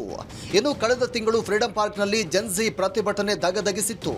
ಈ ವೇಳೆ ಪ್ರತಿಭಟನಾಕಾರರು ಬೆಂಗಳೂರು ಪೊಲೀಸರು ನಮ್ಮನ್ನ ಏನು ಮಾಡಿಕೊಳ್ಳೋಕ್ಕಾಗಲ್ಲ ಅನ್ನೋ ರೀತಿ ಅಸಭ್ಯವಾಗಿ ಪ್ಲೇ ಕಾರ್ಡ್ ಪ್ರದರ್ಶಿಸಿದ್ರು. ಎಷ್ಟಾದರೂ ಕ್ರಮ ಕೈಗೊಳ್ಳುವ ಬಗ್ಗೆ ಮಾತನಾಡಬೇಕಿದ್ದ ಗೃಹ ಸಚಿವ ಪ್ರಿಯಾಂಕ್ ಖರ್ಗೆ ಆಗಲೂ ಬೇಜವಾಬ್ದಾರಿಯಾಗಿ ಮಾತನಾಡಿದ್ರು. ಆಯ್ತು ರೀ, ಒಮರ್ ಖಾಲಿದ್ ಜೈಲಿನಲ್ಲಿದ್ದಾರಲ್ಲ, ಚರ್ಚ್ ಹಿಡಿಯೋಕ್ಕಾಗಿಲ್ಲ. ಇದು ಅತ್ಯಂತ ಸಮರ್ಥ ಸರ್ಕಾರ ಅಲ್ವಾ? ನಮಗೆ ಸ್ವಾತಂತ್ರ್ಯ ಬಂದಾದ ಮೇಲೆ ಅತ್ಯಂತ ಸಮರ್ಥ ಸರ್ಕಾರ ಇದ್ದವರು ಇನ್ನ ಉಮರ್ ಖಾಲಿದರಿಗೆ ಯಾಕೆ ಇನ್ನ ಶಿಕ್ಷೆ ಆಗಿಲ್ಲ, ಬೇರೆಯವ್ರಿಗೆ ಯಾಕೆ ಶಿಕ್ಷೆ ಆಗಿಲ್ಲ? ಇವ್ರು ಯಾರ್ರಿ ಆಂಟಿ ನ್ಯಾಷನಲ್ ಅಂತ ಘೋಷಣೆ ಮಾಡೋದಕ್ಕೆ? ಇವ್ರೇನು ಗುತ್ತಿಗೆ ತಗೊಂಡಿದಾರ? 52 ವರ್ಷ ಬೇಕಾಗಿತ್ತು ಇವರಿಗೆ ನಮ್ಮ ದೇಶದ ಬಾವುಟ ಹಾರಿಸ್ಲಿಕ್ಕೆ RSS ಕ್ಯಾಂಪ್ನಲ್ಲಿ, RSS ಹೆಡ್ ಕ್ವಾರ್ಟರ್ನಲ್ಲಿ. ಅದನ್ನು ಕೋರ್ಟ್ ಆದೇಶ ಬಂದ ಮೇಲೆ ಹಾಕಿದ್ದು. ಹೀಗೆ ಸಚಿವರದ್ದು ಇದೇ ಒಂದೇ ಅಲ್ಲ, ಹುಡುಕುತ್ತಾ ಹೋದ್ರೆ ಬೇಜವಾಬ್ದಾರಿ ಹೇಳಿಕೆಗಳ ಸರಮಾಲೆಗಳೇ ಸಿಗುತ್ತವೆ. ಇನ್ನಾದ್ರೂ ಗೃಹ ಸಚಿವರು ಉಡಾಫೆ ಮಾತುಗಳನ್ನಾಡುವುದನ್ನ ಬಿಟ್ಟು ಕೆಲಸದ ಕಡೆ ಗಮನ ಹರಿಸಬೇಕಿದೆ.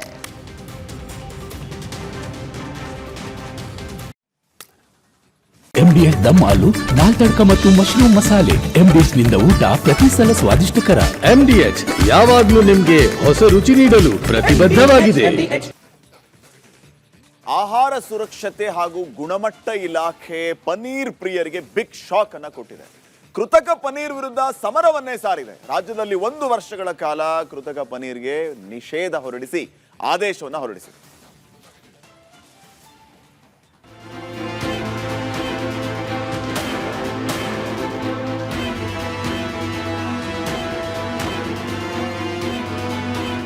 ಪನ್ನೀರ್ ಅಂದ್ರೆ ಯಾರಿಗೆ ತಾನೇ ಇಷ್ಟ ಇಲ್ಲ ಹೇಳಿ? ಎಂಥವರಿಗೂ ಪನ್ನೀರ್ ಅಂದ್ರೆ ಇಷ್ಟ. ಪುಟ್ಟ ಮಕ್ಕಳು, ಯುವಕರಿಗಂತೂ ಪಂಚ ಪ್ರಾಣ. ಹೋಟೆಲ್, ರೆಸ್ಟೋರೆಂಟ್ಗಳಲ್ಲಿ ಪನ್ನೀರ್ ಪದಾರ್ಥಗಳನ್ನು ಆರ್ಡರ್ ಮಾಡದವರೇ ಇಲ್ಲ. ಜನರು ಬಾಯಿ ಚಪ್ಪರಿಸಿಕೊಂಡು ತಿನ್ನುತ್ತಿದ್ದ ಪನ್ನೀರ್ ಬಗ್ಗೆ ಈಗ ಆಘಾತಕಾರಿ ಮಾಹಿತಿಯೊಂದು ಹೊರಬಿದ್ದಿದೆ. ರಾಜ್ಯದ ಹಲವು ಹೋಟೆಲ್, ರೆಸ್ಟೋರೆಂಟ್ಗಳಲ್ಲಿ ಬಳಸ್ತಾ ಇದ್ದಂತಹ ಪನ್ನೀರ್ ನಕಲಿ ಅನ್ನೋ ಸ್ಫೋಟಕ ಅಂಶ ಬಯಲಾಗಿದೆ.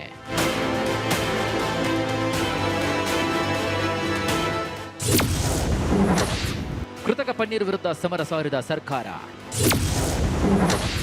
ಕರ್ನಾಟಕದಲ್ಲಿ 1 ವರ್ಷ ಕೃತಕ ಪನ್ನೀರ್ ನಿಷೇಧ.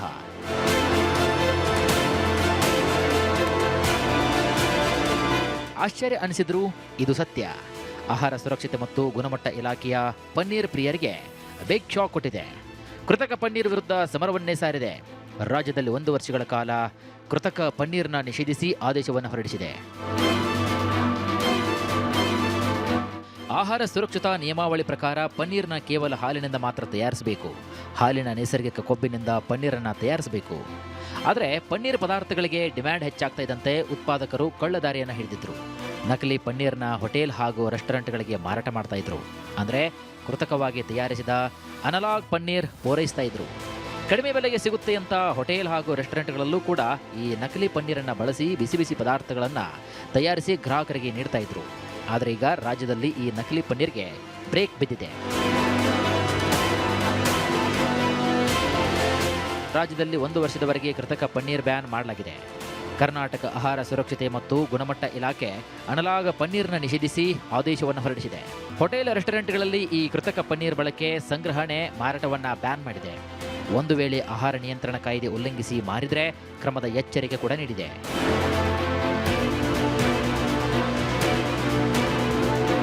ಇನ್ನು ಈ ಬಗ್ಗೆ ಮಾತನಾಡಿದ ಆರೋಗ್ಯ ಸಚಿವ ಯುಟಿ ಖಾದರ್, ಬೇರೆ ರಾಜ್ಯಗಳಿಗೆ ಹೋಲಿಸಿದರೆ ನಮ್ಮ ರಾಜ್ಯದಲ್ಲಿ ಕೃತಕ ಪನ್ನೀರ್ ಬಳಕೆ ಕಡಿಮೆ ಅಂತ ತಿಳಿಸಿದರು. ಹೋಟೆಲ್, ರೆಸ್ಟೋರೆಂಟ್ಗಳ ಮೇಲೆ ನಿಗಾ ಇಡಲು ಪ್ರತಿ ತಾಲೂಕಿಗೊಂದು ವಾಚ್ ಟೀಮ್ ರಚಿಸುವುದಾಗಿ ಹೇಳಿದ್ದಾರೆ.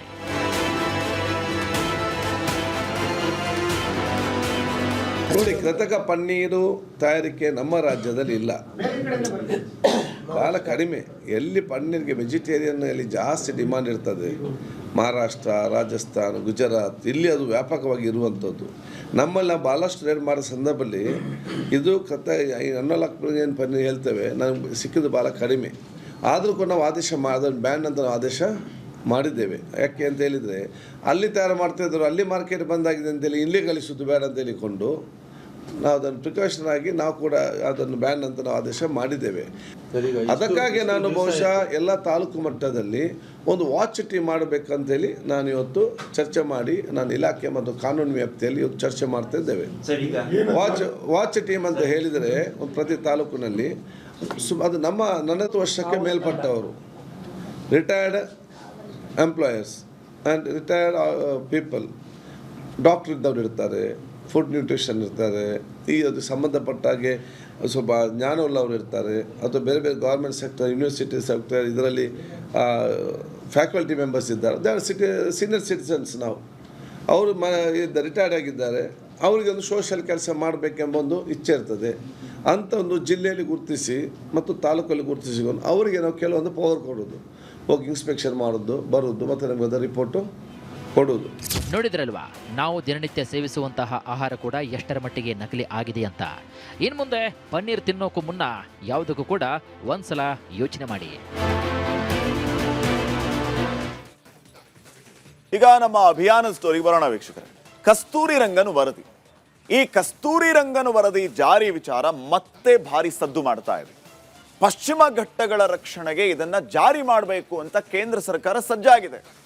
ಆದರೆ ಈ ಕಡೆ ರಾಜ್ಯ ಸರ್ಕಾರ ಇದಕ್ಕೆ ವಿರೋಧವನ್ನು ವ್ಯಕ್ತಪಡಿಸ್ತಾ ಇದೆ. ಹಾಗಾದ್ರೆ ಈ ಕಸ್ತೂರಿ ರಂಗನ್ ವರದಿಯಲ್ಲಿ ಏನಿದೆ, ವಿರೋಧಕ್ಕೆ ಕಾರಣ ಏನು, ಜನರ ಆತಂಕ ಏನು, ಈ ಎಲ್ಲ ವಿಚಾರಗಳ ಬಗ್ಗೆ ಒಂದು ವಿಸ್ತೃತ ವರದಿ ಇದೆ.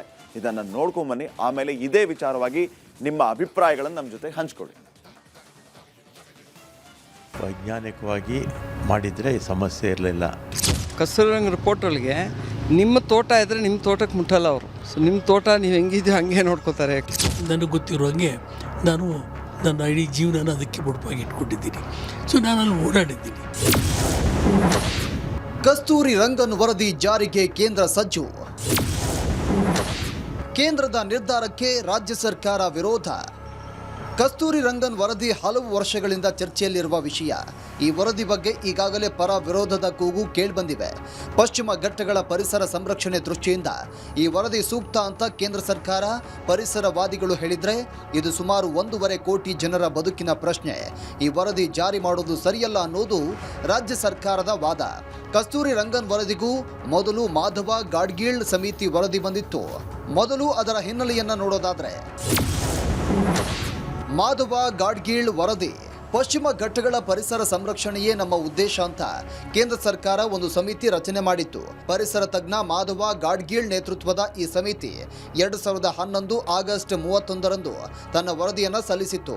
ಈ ವರದಿಯ ಪ್ರಕಾರ ಪಶ್ಚಿಮ ಘಟ್ಟದ 94% 97% ಭೂಭಾಗವನ್ನು ಪರಿಸರ ಸೂಕ್ಷ್ಮ ಪ್ರದೇಶ ಅಂತ ಗುರುತಿಸಲಾಗಿತ್ತು. ಹೀಗಾಗಿ ಈ ಪ್ರದೇಶದಲ್ಲಿ ಜನವಸತಿಗೆ ನಿರ್ಬಂಧ ಹೇರಬೇಕು ಅಂತ ಸಮಿತಿ ಶಿಫಾರಸು ಮಾಡಿತ್ತು. ಆದರೆ ಈ ವರದಿ ಶಿಫಾರಸಿಗೆ ತೀವ್ರ ವಿರೋಧ ವ್ಯಕ್ತವಾಗಿತ್ತು. ಬಳಿಕ ವರದಿಯನ್ನ ಮನಮೋಹನ್ ಸಿಂಗ್ ನೇತೃತ್ವದ ಅಂದಿನ ಕೇಂದ್ರ ಸರ್ಕಾರ ತಿರಸ್ಕಾರ ಮಾಡಿತ್ತು.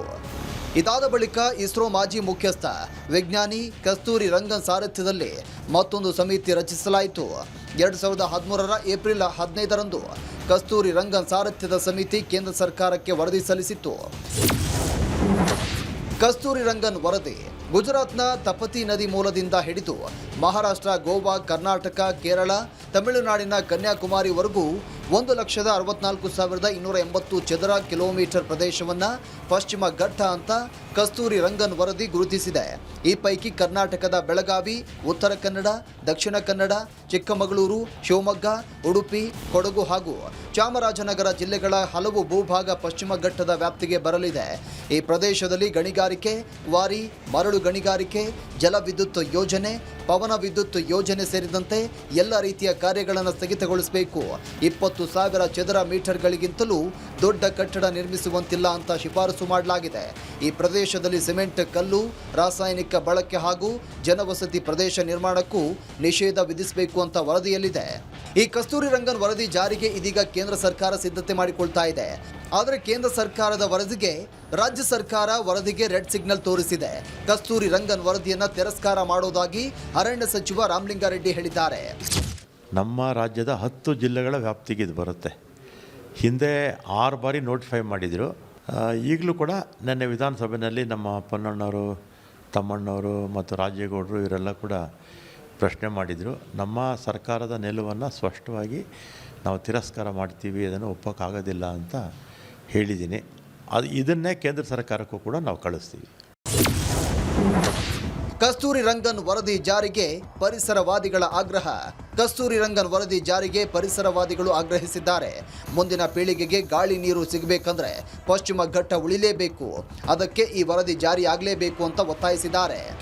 ನನ್ನ ಪ್ರಕಾರವಾಗಿ ಇದನ್ನು ಜಾರಿ ಮಾಡೋದ್ರ ಜೊತೆಗೆ ಹೆಚ್ಚು ಮಾಡೋದಕ್ಕೂ ಕೂಡ ಯೋಚನೆ ಹಾಕ್ಕೊಳ್ಳೇಬೇಕು. ಮುಂದಿನ ಪೀಳಿಗೆಗೆ ನೀವು ಬಿಟ್ಟು ಹೋಗೋದು ಪ್ರಾಣವಾಯು, ಜೀವಿಜಲ. ಪ್ರಾಣವಾಯು, ಜೀವಿಜಲ ಇಲ್ಲದಿದ್ದರೆ ಏರೋಪ್ಲೇನ್ ಮಾಡ್ಕೊಂಡು ಏನು ಮಾಡ್ತೀರಿ, ಏರ್ಪೋರ್ಟ್ ಮಾಡ್ಕೊಂಡು ಏನು ಮಾಡ್ತೀರಿ, ಮೈನಿಂಗ್ ಮಾಡ್ಕೊಂಡು ಏನು ಮಾಡ್ತೀರಿ. ಕಸ್ತೂರಿ ರಂಗನ್ ಕಮಿಟಿ ರಿಪೋರ್ಟ್ ಪ್ರಕಾರ ಕರ್ನಾಟಕದಲ್ಲಿ ಸುಮಾರು 10 ಜಿಲ್ಲೆಗಳು ನಲ್ಲಿ 1,533 ಗ್ರಾಮಗಳು ನೋಟಿಫೈ ಆಗಿದೆ ಇಕೋಲಾಜಿಕಲಿ ಸೆನ್ಸಿಟಿವ್ ವಿಲೇಜ್ ಅಂತ. ಕೇವಲ ಸರ್ಕಾರ ಮಾತ್ರವಲ್ಲ, ಕಸ್ತೂರಿ ರಂಗನ್ ವರದಿಗೆ ಕರಾವಳಿ, ಮಲೆನಾಡು ಜನರು ಆತಂಕಗೊಂಡಿದ್ದಾರೆ. ಈ ವರದಿ ಜಾರಿಯಾದರೆ ಈ ಭಾಗದ ಜನರ ಮೂಲಭೂತ ಹಕ್ಕು ಕಸಿದಂತಾಗುತ್ತೆ ಎಂದಿದ್ದಾರೆ. ಈಗಿರ್ತಕ್ಕಂಥ ಕಸ್ತೂರಿ ರಂಗನ್ ವರದಿಯಲ್ಲಿ ಸಂಪೂರ್ಣ ಅರಣ್ಯದಲ್ಲಿ ಮತ್ತು ಅರಣ್ಯದ ಅಂಚಿನ ಜನರಿಗೆ, ಹಳ್ಳಿಗಳಿಗೆ ಮರಣ ಶಾಸನ ಆಗಿದೆ. ಆದ್ದರಿಂದ ಯಾವುದೇ ಕಾರಣಕ್ಕೂ ಕೂಡ ಈಗಿರ್ತಕ್ಕಂಥ ಸ್ಥಿತಿಯಲ್ಲಿ ಕಸ್ತೂರಿ ರಂಗನ್ ವರದಿಯನ್ನು ಒಪ್ಕೊಳ್ಳಕ್ಕೆ ಸಾಧ್ಯನೇ ಇಲ್ಲ. ಬಡವರಿಗೆ ಮಾತ್ರ ಈ ರೀತಿ ಅವರ ಸಮಾಧಿಯ ಮೇಲೆ ಕಸ್ತೂರಿ ರಂಗನ್ನು, ಮಾಧವ ಗಾಡ್ಗೀಳ್ ವರದಿ, ಹುಲಿ ಸಂರಕ್ಷಣಾ ಯೋಜನೆ, ಸೆಕ್ಷನ್ 4, ಸೆಕ್ಷನ್ 17, ರಾಷ್ಟ್ರೀಯ ಉದ್ಯಾನ ಮತ್ತು ಅಭಯಾರಣ್ಯ, ಈ ರೀತಿ ಒಂದಲ್ಲ ಒಂದು ಯೋಜನೆಗಳನ್ನ ಮಲೆನಾಡಿಗೆ ಒಂಥರ ಸುನಾಮಿ ತರ ತರ್ತಾ ಇದ್ದಾರೆ. ಇದನ್ನ ನಾವು ತೀವ್ರವಾಗಿ ಖಂಡಿಸ್ತೇವೆ. ಕಸ್ತೂರಿ ರಂಗನ್ ವರದಿ ಬಗ್ಗೆ ರೈತರು ಆತಂಕ ವ್ಯಕ್ತಪಡಿಸ್ತಾ ಇರೋದು ಯಾಕೆ ಅನ್ನೋದನ್ನ ನೋಡೋದಾದ್ರೆ, ಆತಂಕ ಯಾಕೆ? ಕಸ್ತೂರಿ ರಂಗನ್ ವರದಿ ಜಾರಿಯಾದರೆ ಸ್ಥಳೀಯ ರೈತರು, ತೋಟಗಾರರು, ಮಲೆನಾಡು ನಿವಾಸಿಗಳಿಗೆ ತಮ್ಮನ್ನ ಒಕ್ಕಲೆಬ್ಬಿಸಲಾಗುತ್ತೆ ಅನ್ನೋ ಆತಂಕವಿದೆ. ಕೃಷಿ, ಕಟ್ಟಡ ನಿರ್ಮಾಣ, ಕೈಗಾರಿಕೆ, ಪ್ರವಾಸೋದ್ಯಮಕ್ಕೆ ನಿರ್ಬಂಧಿಸಲಾಗುತ್ತೆ. ಇದರಿಂದ ಉದ್ಯೋಗ ನಷ್ಟ, ಜಮೀನು ಬೆಲೆ ಕುಸಿತದ ಆತಂಕವಿದೆ. ಅಲ್ಲದೆ ಉಪಗ್ರಹ ಆಧಾರಿತ ಅರಣ್ಯ ಗುರುತಿಸುವುದು ನಿಖರವಲ್ಲ, ಕೃಷಿ ಮತ್ತು ವಾಸ್ತವ ಜಮೀನುಗಳನ್ನು ಸೇರಿಸಿದೆ ಎಂಬ ಆರೋಪವಿದೆ. ಕೇಂದ್ರ ಪರಿಸರ ಸಚಿವಾಲಯ 2014ರಿಂದ ಈವರೆಗೆ 7 ಬಾರಿ ಕರಡು ಅಧಿಸೂಚನೆ ಹೊರಡಿಸಿದೆ. ಇತ್ತೀಚೆಗೆ ಜುಲೈ 27, 2026ರಂದು ಕೇಂದ್ರ ಹೊರಡಿಸಿರುವಂತಹ 7ನೇ ಕರಡು ಅಧಿಸೂಚನೆಯಲ್ಲಿ ಒಟ್ಟು 56,825.7 ಚದರ ಕಿಲೋಮೀಟರ್ ಅರಣ್ಯ ಸೂಕ್ಷ್ಮ ಪ್ರದೇಶ ಅಂತ ಪ್ರಸ್ತಾಪಿಸಿದೆ. ರಾಜ್ಯದಲ್ಲಿ ಅರಣ್ಯ ಸೂಕ್ಷ್ಮ ಪ್ರದೇಶ. ರಾಜ್ಯದ 10 ಜಿಲ್ಲೆಗಳ ಒಟ್ಟು 1439 ಗ್ರಾಮಗಳು ಪರಿಸರ ಸೂಕ್ಷ್ಮ ಪ್ರದೇಶಕ್ಕೆ ಸೇರ್ಪಡೆಯಾಗಿವೆ. ಉತ್ತರ ಕನ್ನಡ 566 ಗ್ರಾಮಗಳು, ಶಿವಮೊಗ್ಗ 446, ಚಿಕ್ಕಮಗಳೂರು 137, ಬೆಳಗಾವಿ 62, ಕೊಡಗು 53, ಮೈಸೂರು 48, ದಕ್ಷಿಣ ಕನ್ನಡ 43 ಹಾಗೂ ಉಡುಪಿ 34, ಹಾಸನ 30, ಚಾಮರಾಜನಗರ 20 ಗ್ರಾಮಗಳನ್ನು ಪರಿಸರ ಸೂಕ್ಷ್ಮ ಪ್ರದೇಶಗಳು ಅಂತ ಗುರುತಿಸಲಾಗಿದೆ. ಕಸ್ತೂರಿ ರಂಗನ್ ವರದಿ ಇದೀಗ ಮತ್ತೊಮ್ಮೆ ಪರ ವಿರೋಧಕ್ಕೆ ಕಾರಣವಾಗಿದೆ. ಕೇಂದ್ರ ಸರ್ಕಾರ ಜಾರಿಗೆ ಸಿದ್ಧತೆ ಮಾಡಿಕೊಂಡಿದ್ರೆ ರಾಜ್ಯ ಸರ್ಕಾರ ತಿರಸ್ಕಾರ ಎನ್ನುತ್ತಿದೆ. ವರದಿಯನ್ನ ಕೇಂದ್ರ ಸರ್ಕಾರ ಯಥಾವತ್ತು ಜಾರಿ ಮಾಡುತ್ತಾ ಅಥವಾ ಜನರ ಅಹವಾಲಿಗೆ ಮನ್ನಣೆ ನೀಡಿ ಬದಲಾವಣೆ ಮಾಡುತ್ತಾ ಕಾದು ನೋಡಬೇಕು. ವೀಕ್ಷಕರೇ, ನಿಮಗೆಲ್ಲರಿಗೂ ಗೊತ್ತಿರುವ ಹಾಗೆ ರಿಪಬ್ಲಿಕ್ ಕನ್ನಡದ ಧ್ಯೇಯವಾಕ್ಯ ನಿಮ್ಮ ಧ್ವನಿ. ಜನರ ಅಭಿಪ್ರಾಯಕ್ಕೆ ಒಂದು ಮುಕ್ತ ವೇದಿಕೆಯನ್ನು ರಿಪಬ್ಲಿಕ್ ಕನ್ನಡ ಒದಗಿಸಿಕೊಡ್ತಾ ಇದೆ. ಅದರಂತೆ ನೀವು ಕೂಡ ಕರೆ ಮಾಡಿ ನಿಮ್ಮ ಅಭಿಪ್ರಾಯವನ್ನು ತಿಳಿಸಬಹುದಾಗಿದೆ. ವರದಿಯಲ್ಲಿ ಎಲ್ಲಾ ವಿಚಾರಗಳನ್ನ ಗಮನಿಸ್ತಾ ಇದ್ರಿ. ಕಸ್ತೂರಿ ರಂಗನ್ ವರದಿ ಜಾರಿ ಆಗ್ಬೇಕೋ ಆಗ್ಬಾರ್ದು, ಈ ಬಗ್ಗೆ ನಿಮ್ಮ ಅಭಿಪ್ರಾಯಗಳನ್ನ ತಡ ಮಾಡದೆ ನಮ್ಮ ಜೊತೆಗೆ ಹಂಚ್ಕೊಳ್ಳೋದಕ್ಕೆ ಶುರು ಮಾಡಿ. ಸ್ಕ್ರೀನ್ನ ಕೆಳಗಡೆ ನಂಬರ್ ಹೋಗ್ತಾ ಇದೆ, ನಂಬರ್ ನೋಟ್ ಮಾಡಿಕೊಂಡು ಫೋನ್ ಮಾಡಿ, ಮೆಸೇಜ್ ಮಾಡಿ. ಫಸ್ಟ್ ಕಾಲರ್ ರೆಡಿ ಇದ್ದಾರೆ, ರಾಜೇಶ್ ಅಂತ ಹಾಸನದಿಂದ. ರಾಜೇಶ್ ಅವರೇ ನಮಸ್ಕಾರ. ರಾಜೇಶ್ ಅವರೇ ನಮಸ್ಕಾರ, ಧ್ವನಿ ಕೇಳಿಸ್ತಾ ಇದೆಯಾ? ಸುಳ್ಯದಿಂದಾನೇ ಮತ್ತೊಬ್ಬರು ರಾಜೇಶ್ ಅಂತ, ಇವರು ಕೂಡ. ನಮಸ್ಕಾರ ರಾಜೇಶ್ ಅವರೇ. ನಮಸ್ತೆ ಅಣ್ಣ, ಸುಳ್ಯ ತಾಲೂಕು ಬರಡ್ಕಮಿತ್ತೂರು ಗ್ರಾಮದಿಂದ ಮಾತಾಡ್ತಾ ಸರ್, ನಮಗೇನ್ ಅನ್ಸುತ್ತೆ, ಕಸ್ತೂರಿ ರಂಗನ್ ವರದಿ ಜಾರಿ ಆಗ್ಬೇಕಾ ಆಗ್ಬಾರ್ದಾ? ನಮ್ಗೆ ಕಸ್ತೂರಿ ರಂಗನ್ ವರದಿ ವಿಚಾರ ಅಂತ ಬದಿಗಿಟ್ಬಿಡಿ, ಇನ್ನೊಂದು ವಿಚಾರ ಹೇಳ್ತೀನಿ. ರಕ್ಷಣೆ ಮಾಡೋದಕ್ಕೆ ನಮ್ದೇನು ಅಭ್ಯಂತರ ಇಲ್ಲ. ಕಸ್ತೂರಿ ರಂಗನ್ ವರದಿ ಜಾರಿ ಮಾಡ್ಬೇಕಾದ್ರೆ ಗ್ರೌಂಡ್ ರಿಪೋರ್ಟ್ ಅವ್ರು ತಗೊಳ್ಬೇಕು. ಫಸ್ಟ್ ಹಳ್ಳಿಗಳಲ್ಲಿ ಎಷ್ಟು ಮನೆ ಜನನಿಬಿಡ ಪ್ರದೇಶಗಳನ್ನು ಬಿಟ್ಟು ಕಾಡು ಪ್ರದೇಶಗಳನ್ನು ಬೆಳೆಸುವುದಕ್ಕೆ ಅಥವಾ ಕಾಡು ಬೆಳೆಯುವುದಕ್ಕೆ ಯಾವ ರೈತರ ವಿರೋಧ ಇಲ್ಲ. ಆದರೆ ಕಸ್ತೂರಿ ರಂಗನ್ ವರದಿ ಹಿಡ್ಕೊಂಡು ಹಳ್ಳಿಯಿಂದ ಜನಗಳನ್ನು ಎಬ್ಬಿಸುವುದು, ಹಳ್ಳಿಗಳಲ್ಲಿ ಪ್ಲಾಟಿಂಗ್ ಆಗದೇ ಇರುವುದು ಅಥವಾ ಕೋವಿ ಲೈಸೆನ್ಸ್ ಕೊಡದೇ ಇರುವುದು ಅಥವಾ ಜಾಗದ ಗಳಲ್ಲಿ ಪ್ರಾಬ್ಲಮ್ ಬರ್ತಾ ಇರೋದು, ಇದನ್ನೆಲ್ಲ ಮಾಡೋದಕ್ಕಿಂತ ಏನು ಗ್ರೌಂಡ್ ರಿಪೋರ್ಟ್ ಇದೆ, ಅಲ್ಲಿ ಎಷ್ಟು ಮನೆಗಳಿದ್ದಾವೆ ಅದನ್ನು ಸರ್ವೆ ಮಾಡಿ ಆಮೇಲೆ ಜಾರಿ ಮಾಡುವುದು ಉತ್ತಮ ಅಂತ ನನ್ನ ಅನಿಸಿಕೆ. ಓಕೆ, ಥ್ಯಾಂಕ್ ಯು ರಾಜೇಶ್ ಅವರೇ, ಕರೆ ಮಾಡಿ ಅಭಿಪ್ರಾಯ ತಿಳಿಸಿದ್ದಕ್ಕೆ. ಹಾಸನದ ರಾಜೇಶ್ ಅವರು ಮತ್ತೆ ಫೋನ್ ಮಾಡಿದ್ದಾರೆ. ನಮಸ್ಕಾರ ರಾಜೇಶ್ ಅವರೇ. ನಮಸ್ಕಾರ ಸರ್. ಈಗ ಅಭಿಪ್ರಾಯ ತಿಳಿಸಿ. ಕಸ್ತೂರಿ ರಂಗನ್ ವರದಿನ 100% ಜಾರಿ ಮಾಡ್ಬೇಕು. ಯಾಕೆ ಅಂದ್ರೆ ಇಲ್ಲಿ ಯಾರು ಈ ಗುಡ್ಡ ಬೆಟ್ಟಗಳಲ್ಲಿ ಯಾರು ಮನೆ ಮಾಡಿರ್ಲಿಲ್ಲ, ಹಿಂದೆ ಕೆಳಗಡೆನೆ ಇದ್ರು. ಕಾಡಂಚು ಅಂದ್ಬಿಟ್ಟು ಎಲ್ಲ ಮೇಲೆ ಹೋಗ್ಬಿಟ್ರು. ಕೆರೆ ನದಿ ಅಲ್ಲಿರೋದು ಈಗ ಪ್ರಾಣಿಗಳೆಲ್ಲ ಟೌನಿಗೆ ಬರ್ತಾ ಇದ್ರು, ಇವರೆಲ್ಲ ಮೇಲೆ ಹೋದ್ರು ಅದ್ರ ಜಾಗಕ್ಕೆ. ಆಮೇಲೆ ದೊಡ್ಡ ಗುಡ್ಡ ಬೆಟ್ಟ ಎಲ್ಲ ರಾಜಕಾರಣಿಗಳು ತೋಟ ಮಾಡ್ಕೊಂಡಿದ್ದಾರೆ 2,000-3,000 ಎಕರೆ. ಸೊ ಕಸ್ತೂರಿ ರಂಗನ್ ವರದಿ ಜಾರಿ ಆಗ್ಬೇಕು ಅಂತ ನೀವು ಹೇಳ್ತಾ ಇದ್ದೀರಿ. ಥ್ಯಾಂಕ್ ಯು ರಾಜೇಶ್ ಅವರೇ, ಕರೆ ಮಾಡಿ ಅಭಿಪ್ರಾಯ ತಿಳಿಸಿದಕ್ಕೆ. ಶಿರಾದಿಂದ ಶ್ರೀರಾಮ್ ಅಂತ ಮತ್ತೊಬ್ಬ ಕಾಲರ್. ಶ್ರೀರಾಮ್ ಅವರೇ ನಮಸ್ಕಾರ. ನಮಸ್ತೆ ಸರ್, ಶಿರಾ ಅಂತ ಸರ್. ಏನದು ಸರ್, ಕಸ್ತೂರಿ ರಂಗನ್ ಆಗ್ಬೇಕು ಸರ್. ಯಾಕೆಂದ್ರೆ ಈಗ ನೋಡಿ, ಎಲ್ಲಾ ಪ್ರಾಣಿಗಳು, ಕಾಡು ಪ್ರಾಣಿಗಳೆಲ್ಲ ಕಾಡಿನಲ್ಲಿ ಏನು ಸಿಗದಿದ್ಕೆ ನಮ್ಮ ರೈತರು ಹೊಲ ಗದ್ದೆಗಳಿಗೂ ಅಲ್ಲೂ ನುಗ್ಗುತ್ತವೆ, ಮನೆ ಒಳಗೆಲ್ಲ ನುಗ್ಗು ಬಿಡ್ತವೆ. ಕಾಡನ್ನ ಅಚ್ಚುಕಡೆ ನಾವು ರಕ್ಷಣೆ ಮಾಡಿದ್ರೆ ಕಾಡು ಪ್ರಾಣಿಗಳು ಕಾಡಲ್ಲೇ ಉಳಿತವೆ, ನಮ್ಗೇನು ತೊಂದರೆ ಆಗಲ್ಲ. ಇನ್ನೊಂದೇನಂದ್ರೆ, ಈ ಕಾಡುಗಳನ್ನ ಕೆಲವರೆಲ್ಲ ನುಂಗು ಬಿಟ್ಟವೆ. ಅಂದ್ರೆ ನಮ್ಮ ರಾಜಕಾರಣಿಗಳು ಕೆಲವರೆಲ್ಲ ಕಾಡುಗಳನ್ನ ಒಂದೊಂದು ಕಮ್ಮಿ. ಫೈನ್, ಥ್ಯಾಂಕ್ ಯು ಶ್ರೀರಾಮ್ ಅವರೇ, ಕರೆ ಮಾಡಿ ಅಭಿಪ್ರಾಯ ತಿಳಿಸಿದಕ್ಕೆ. ಸಾಕಷ್ಟು ಸಂಖ್ಯೆಯಲ್ಲಿ ಕರೆಗಳು ಬರ್ತಾ ಇದೆ, ಆದ್ರೆ ಕ್ಷಮೆ ಇರಲಿ, ಸಮಯ ಇದ್ದಿದ್ದಿಷ್ಟೇ. ವೀಕ್ಷಕರೇ, ನಿಮ್ಮ ಅಭಿಪ್ರಾಯಗಳನ್ನ ಈಗ ಸರ್ಕಾರ ಕೇಳಿಸ್ಕೊಂಡು ಶೀಘ್ರವಾಗಿ ಅಗತ್ಯವಾಗಿ ಏನೆಲ್ಲ ಕ್ರಮ ತೆಗೆದುಕೊಳ್ಳುತ್ತೆ ಅನ್ನೋದನ್ನ ಕಾದು ನೋಡೋಣ. ಇದಾಗಿತ್ತು ಇವತ್ತಿನ ನಿಮ್ಮ ಧ್ವನಿ ಪ್ರೈಮ್ ನ್ಯೂಸ್. ನೋಡ್ತಾ ಇರಿ ರಿಪಬ್ಲಿಕ್ ಕನ್ನಡ, ಇದು ನಿಮ್ಮ ಧ್ವನಿ. ನಮಸ್ಕಾರ. ಆರೋಗ್ಯ ಹಾಗೂ ನ್ಯೂಟ್ರಿಷನ್ ಸಿಗುತ್ತೆ, ನೋಡಿ ಬಾಡಿ ಸ್ಟ್ರಾಂಗ್ ಆಗುತ್ತೆ, ಸ್ವಲ್ಪ ತಿಂದು ಹಸಿವು ನಿಗುತ್ತೆ, ಡೈಜೆಷನ್ಗೆ ಇಲ್ಲ ಅಪಾಯ. MDH ಸೋಯಾ ಟೀ, ಅಸಲಿ ಪ್ರೋಟೀನ್. MDH